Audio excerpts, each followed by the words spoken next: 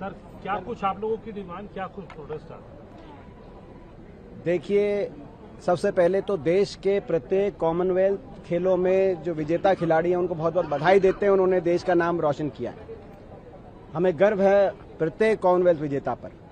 साथ ही दोबारा से जो हम बात कहते आए हैं वो साबित हो गई। 13 गोल्ड मेडल में से 7 गोल्ड मेडल अकेले हरियाणा के आए हैं। अब बात है कि 2030 के कॉमनवेल्थ खेल कहां हो। हरियाणा, हमारी मांग है हरियाणा में 2030 के कॉमनवेल्थ खेल की मेजबानी या तो हरियाणा में की जाए या सह मेजबान प्रदेश हरियाणा को बनाया जाए। जब भारतवर्ष को ये मौका मिला है, इससे पिछला मौका मिला था भारतवर्ष को 2010 में, जब 100 से ज्यादा मेडल आए, इतिहास बना कॉमनवेल्थ खेल का भारतवर्ष का। दूसरे नंबर पे भारत आया पदक तालिका में, 39 गोल्ड मेडल आए। उन 39 गोल्ड मेडल में से भी 24 गोल्ड मेडल अकेले हरियाणा के खिलाड़ी लेके आए थे। तो आज क्योंकि अगर भारत माता की झोली कोई भर रहा है तो हरियाणा के खिलाड़ी भर रहे हैं। न्याय हरियाणा वालों के साथ होना चाहिए और वो भरते रहें जी, आगे भी, और आगे ही भरते रहें। देखिए, जब ये खेल होंगे तो लाखों करोड़ का निवेश होगा, इंफ्रास्ट्रक्चर डेवलपमेंट होगी। जैसे दिल्ली एशियाड खेलों के समय दिल्ली का विकास हुआ था और दिल्ली में स्पोर्ट्स इंफ्रास्ट्रक्चर बना था। देश की राजधानी है दिल्ली, हमें गर्व है। अब लाखों करोड़ का खेल का इंफ्रास्ट्रक्चर में अगर निवेश हो तो वो हरियाणा में हो, ताकि आगे भारत माता की झोली ऐसे ही हमारे खिलाड़ी भरते रहे और देश का तिरंगा ऊंचा रहे। आज आपने देखा खेलो इंडिया में सबसे ज्यादा बजट खेलो इंडिया में भारत सरकार ने गुजरात में दिया और देश में सबसे कम बजट खेलो इंडिया का हरियाणा में आएगा। तो हरियाणा को सबसे कम बजट मिला खेलो इंडिया में, गुजरात में सबसे ज्यादा बजट दिया गया। ये भेदभाव है, ये राजधर्म का पालन करे सरकार।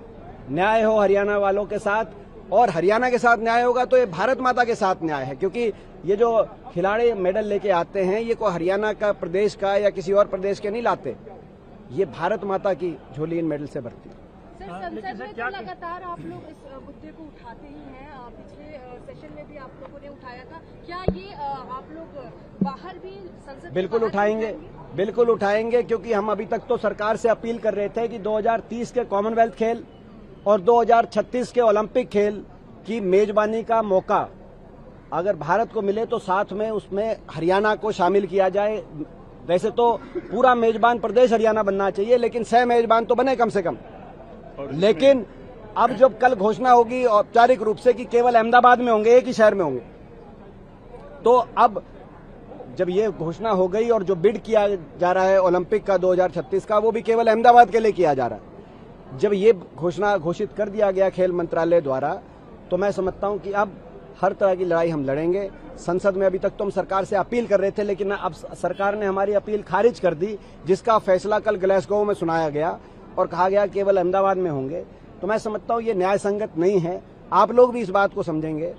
13 में से 7 गोल्ड मेडल इस खेलों में भी हरियाणा खिलाड़ी लेके आए, और इससे पहले भी चाहे ओलंपिक खेल हो, एशियाई खेल हो, कॉमनवेल्थ खेल हो, कोई भी अगर प्रतियोगिता होती है अंतर्राष्ट्रीय स्तर पे, 50% से ज्यादा मेडल हरियाणा खिलाड़ी भारत माता की झोली के लिए लेके आते हैं, भरने का काम करते हैं। लेकिन हरियाणा की पूरी उपेक्षा, खेलो इंडिया में सबसे कम बजट हरियाणा में, सबसे ज्यादा बजट गुजरात में, और अब अगर इतनी बड़ी प्रतियोगिता का मेजबानी का अवसर भारत देश को मिला है तो वो भी केवल एक अहमदाबाद में और गुजरात में, और हरियाणा में का कोई उसमें हिस्सेदारी नहीं।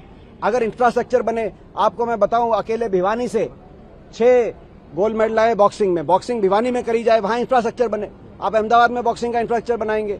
कुश्ती, इस खेलों में दुर्भाग्य से कुश्ती को शामिल ही नहीं किया गया था, जो हमारे देश का परंपरागत एक खेल है, लेकिन भारत सरकार ने कोई आपत्ति भी दर्ज नहीं करी। लेकिन कुश्ती अगर हो तो सोनीपत में हो, रोहतक में हो।